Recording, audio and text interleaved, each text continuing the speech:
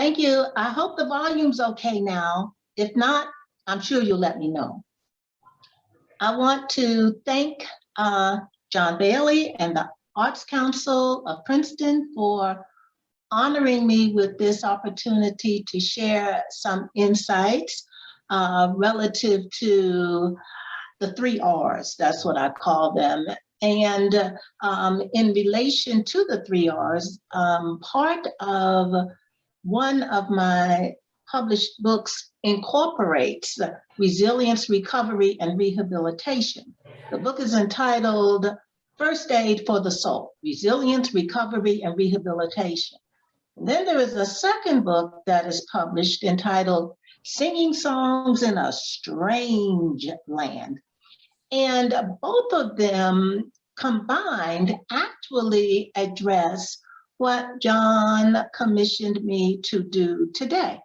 And that is to speak to the reality of resilience, recovery, rehabilitation. And I use those of them in that order because as we move along from resilience to rehabilitation, there are increasing levels of, say, intervention, restoration that come into play.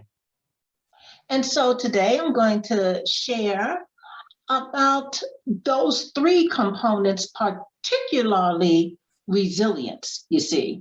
And as I move into that component, I just want to first say that every aspect of my existence as a descendant of those Africans imported into these United States reeks with a struggle to be humble regarding the descendants of those Africans imported into these United States. It's hard to be humble about our capacity to flourish regardless of our circumstances, because we have demonstrated that over and over and over again. We flourished and still are flourishing regardless of our plights or regardless of how others have struggled to label who we were, who we are, and most inspiring, who we are becoming. So as I begin to share, I just want you to know the context in which I'm sharing. And as we move into looking at these 3 Rs as they impact, define, instruct our community, the first thing I want to share with you is the importance of the concept of resilience. A lot of us think about resilience and we think from a layperson perspective, bouncing back. How well can the person bounce back? But true resilience is not bouncing back. It never has been, and it never will be. It's not getting derailed in the first place, so there's no need to bounce back, you see. And that is the part that I am going to emphasize today, the resilience of our community. But there are 2 other components of the 3 Rs, rehabilitation and recovery. Rehabilitation is where you bounce back. You get rehabilitated. You get put back where you were.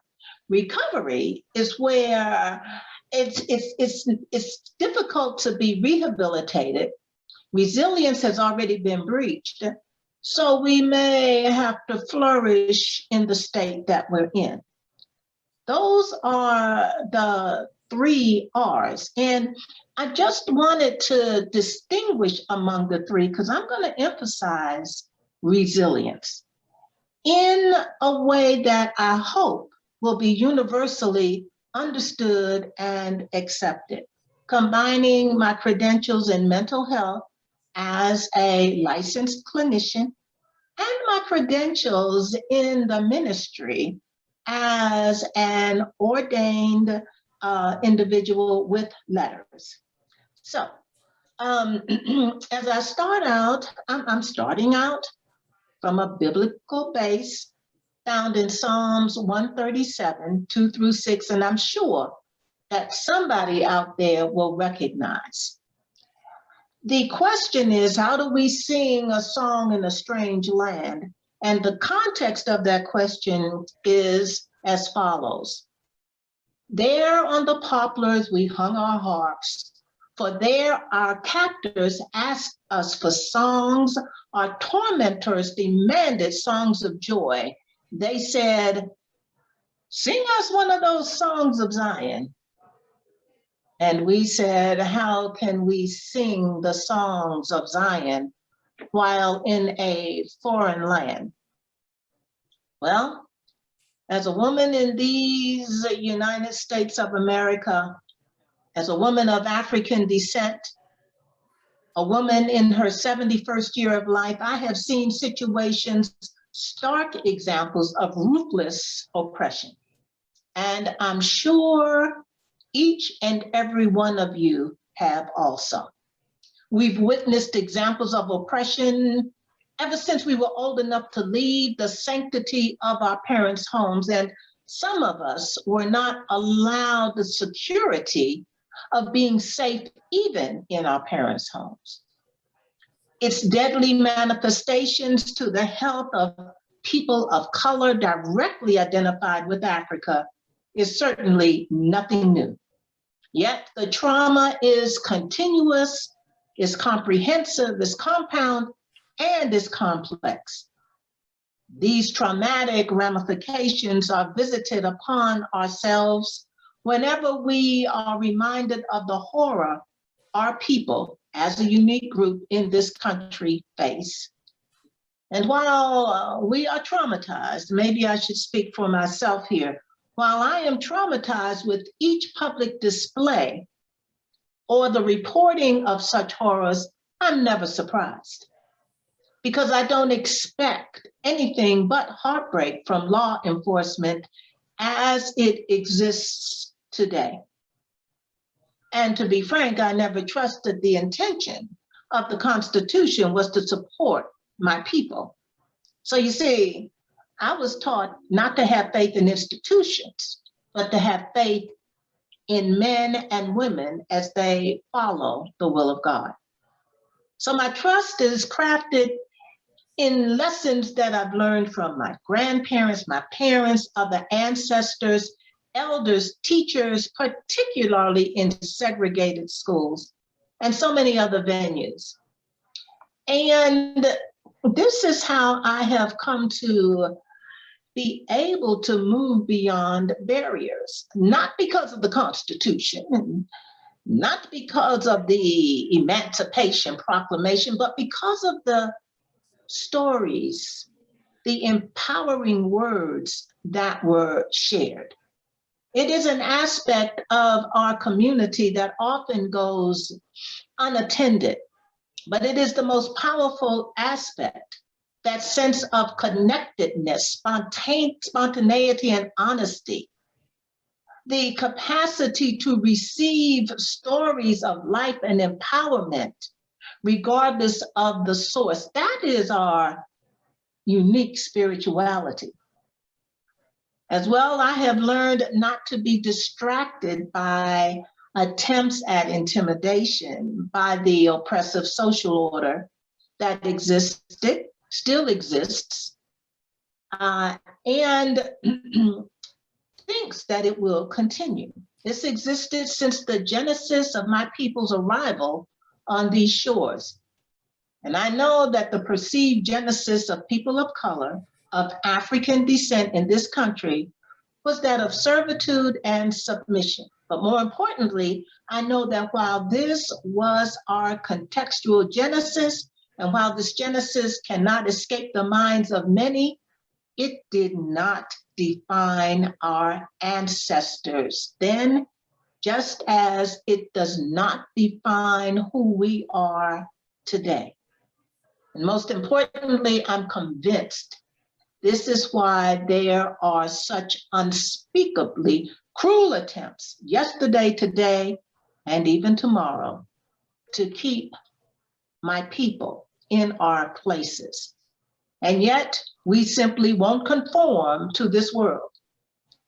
As we continue to be transformed by the renewing of our minds, by an increased awareness and insight about who we are and the power relative to the challenge of being housed in this expensive skin.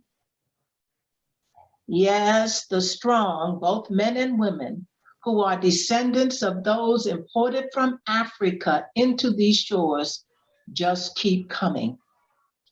The genesis of our oppression and the oppression of our people is the price we pay for being a model of power and deliverance.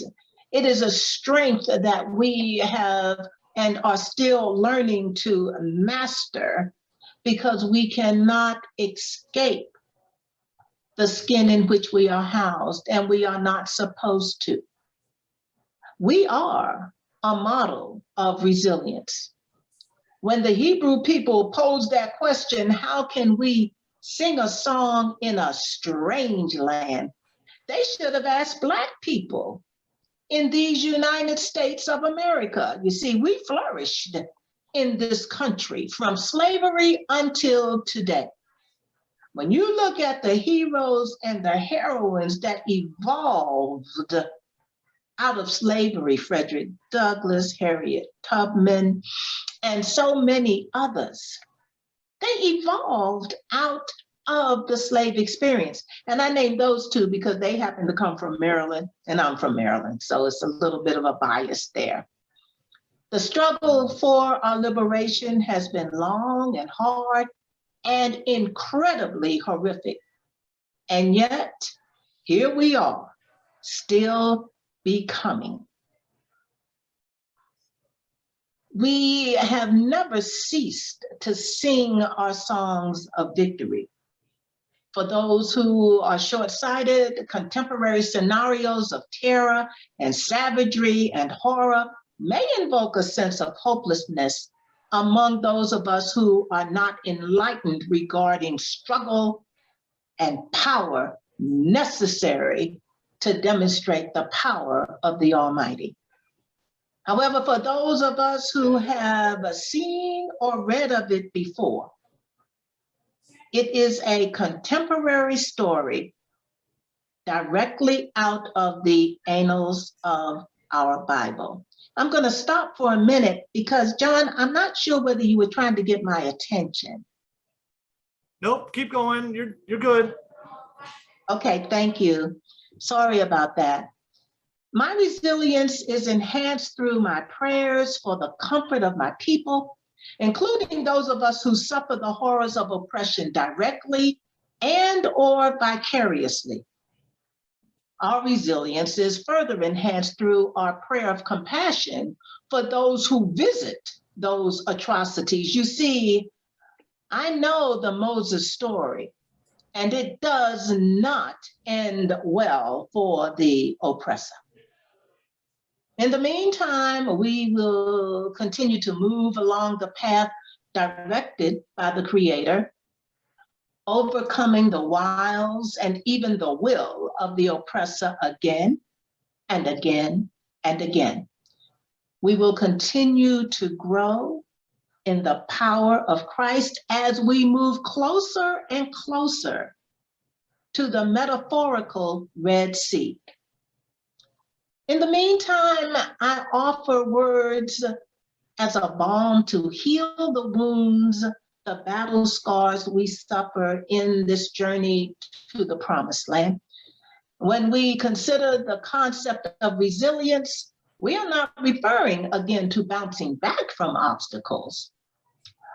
We as a Black community define the true definition of resilience and our capacity to move ahead collectively, undeterred by any potential and or actual obstacles in the way. And I say collectively, because our strength is in our unity.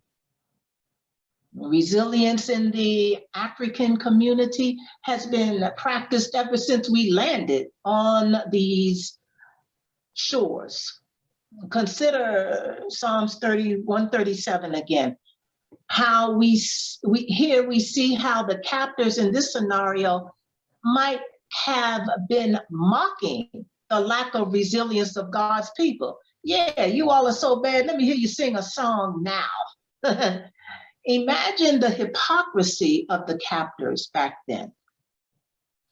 How would the Hebrews be able to sing a happy and glorious song? And sometimes I wonder, was it hypocrisy or was it just a challenge to the people of God? The Hebrew people chose not to sing songs of unconditional victory.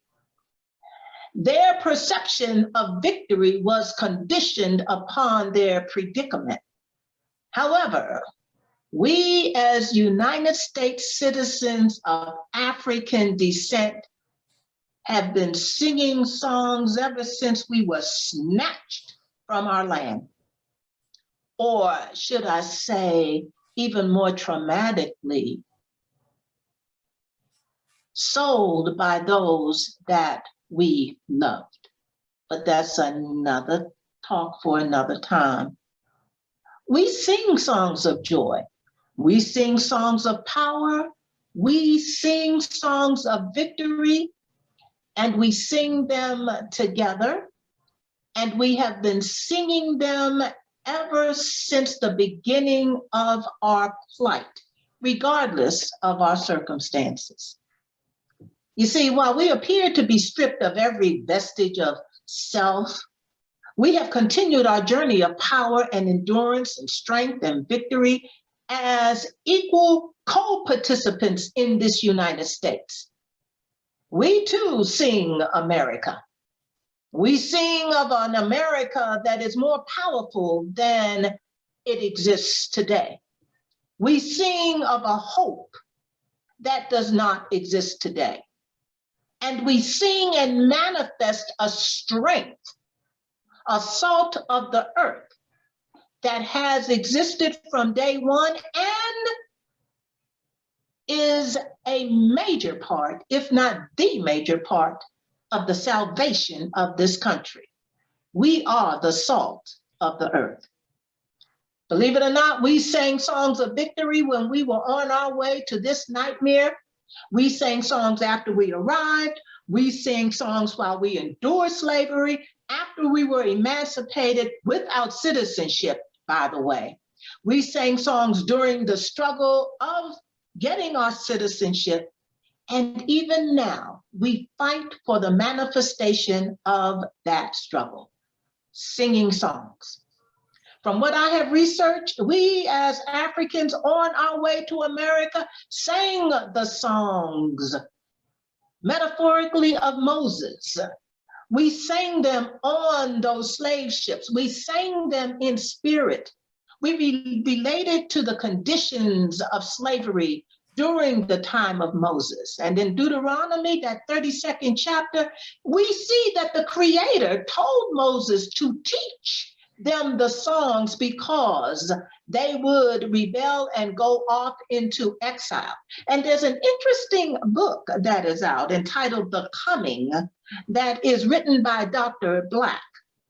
And his work is identified as fiction, but he did a lot of research to inform the writing. And that research is based on forewarnings of God to the African people, just as the Jewish people were forewarned. History tells us that the captured slaves on their way to America sang songs of Moses on those ships. We have been singing songs of resilience ever since. These songs of resilience exemplify a resolve that has existed in our community ever since we landed. We never internalized a subservient role. It was a mask that we wore to protect our descendants, even to today. And if you don't believe me, go to the Library of Congress and read the slave narratives, and you would understand what was going on. It's just amazing to hear what that last generation of slaves had to say about their experience. We knew exactly what we were doing. Even though we yielded, we never did succumb. And as United States citizens of African descent, Black Americans, we are inspired by song just as was the tribe of Judah. Yes, it was Judah, the praise tribe of Israel, that was asked to sing those Zion songs. It wasn't to the whole group of Jewish people, it was to the tribe of Judah. Yet it was Judah also that brought forth the Christ, brought forth the salvation from a Christian perspective of the world. So challenges to singing songs in a land can have major manifestational outcomes.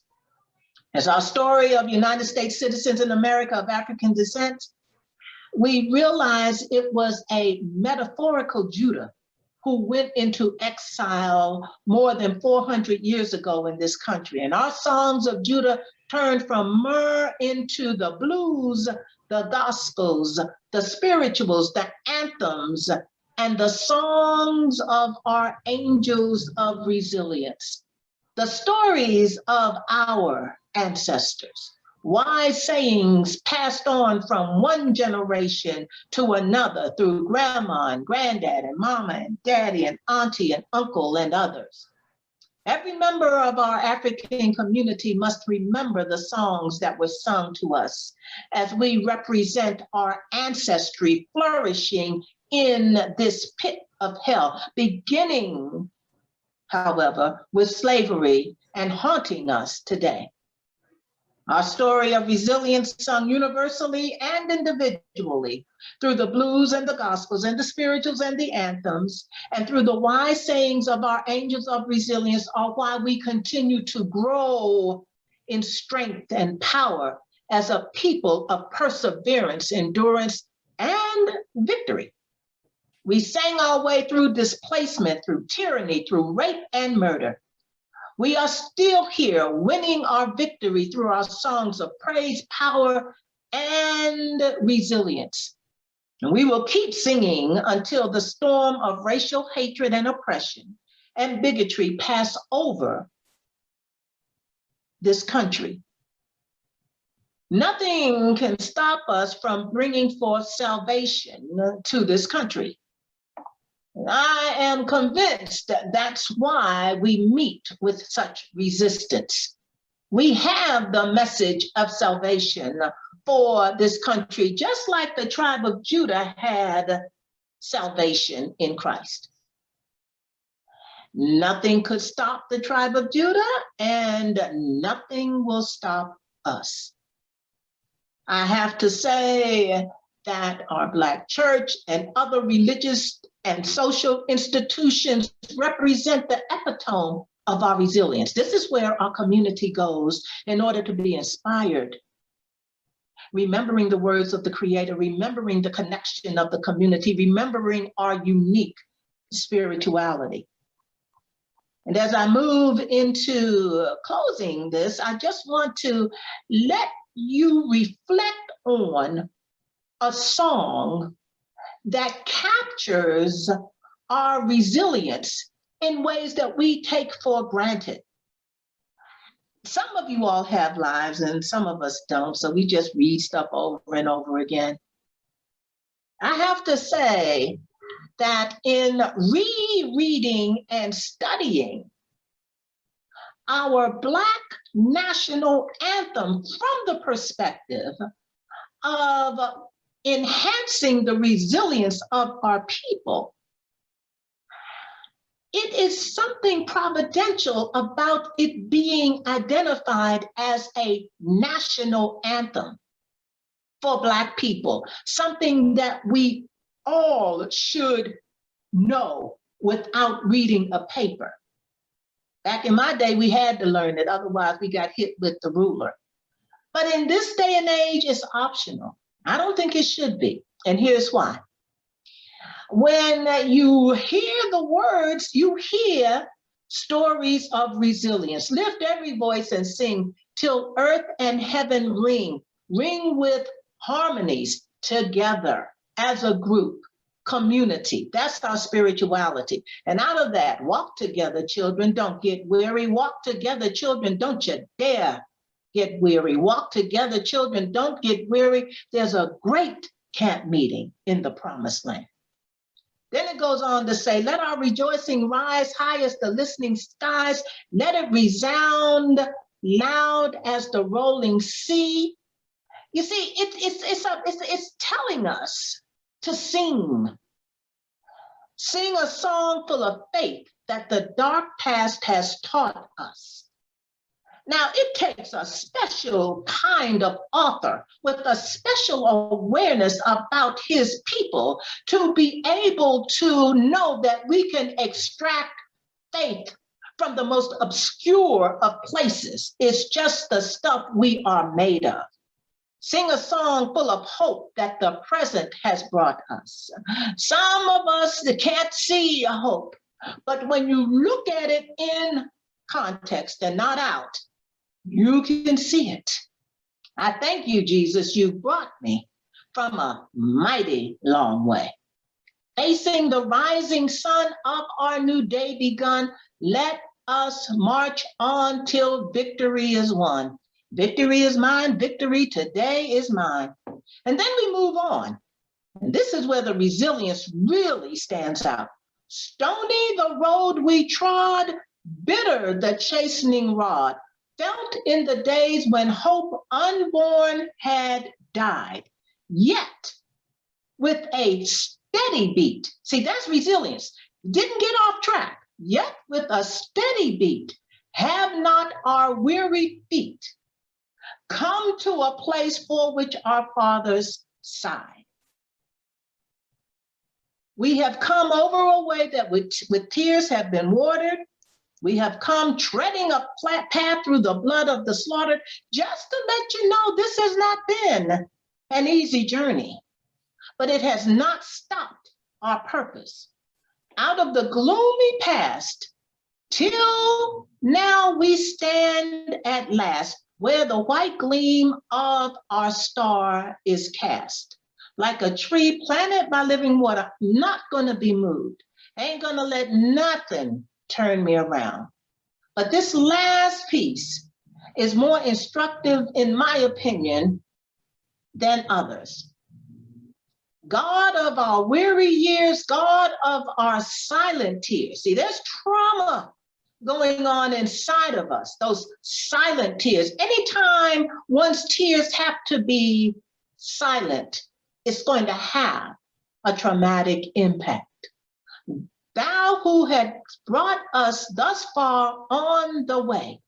When you look at the stuff we've suffered and you look at the stuff that we as a people have achieved, just imagine what would have happened if we didn't have a whole system put in front of us as an obstacle. And yet, we don't feel tired.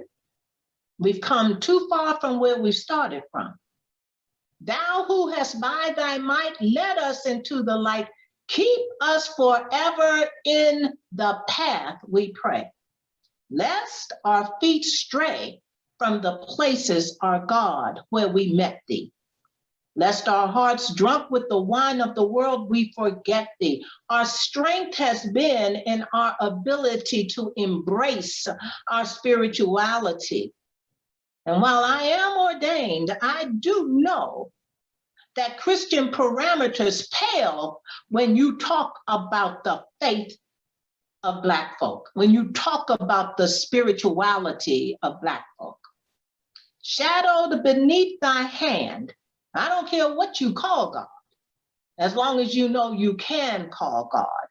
May we forever stand true to our God, true to our native land. Now, some people might see that native land as the United States, and others might see it as the promised land. Either way, there is validity. True to the native land in the United States, not as it exists today, but as it will exist when our work as the salt of the earth of this country is manifested. And so I know that I've used up my time, and I hope that at the very least, what I'm sharing is inspirational and informative. I want to thank you all for the opportunity of sharing, and I look forward to other opportunities as they emerge. Thank you so much. Thank you, Marjorie.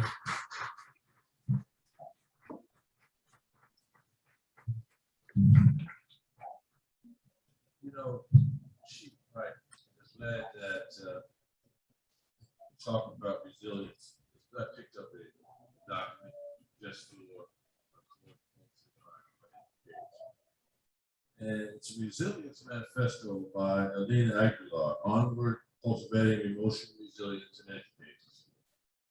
Manifesto is a public declaration of principles and intentions. May these principles guide our individual and collective commitment to resilience. Can you hear, or are you ready to disconnect? Okay, thank you so much. All right, bye. But I mean, how did it go? How did it do? It went wonderfully. We cultivate It went perfectly. Thank you so much. They are all still in. Okay, so. Yep, perfect. Resilience is Okay. cultivated through daily Thank you. habits. Okay. Disposition.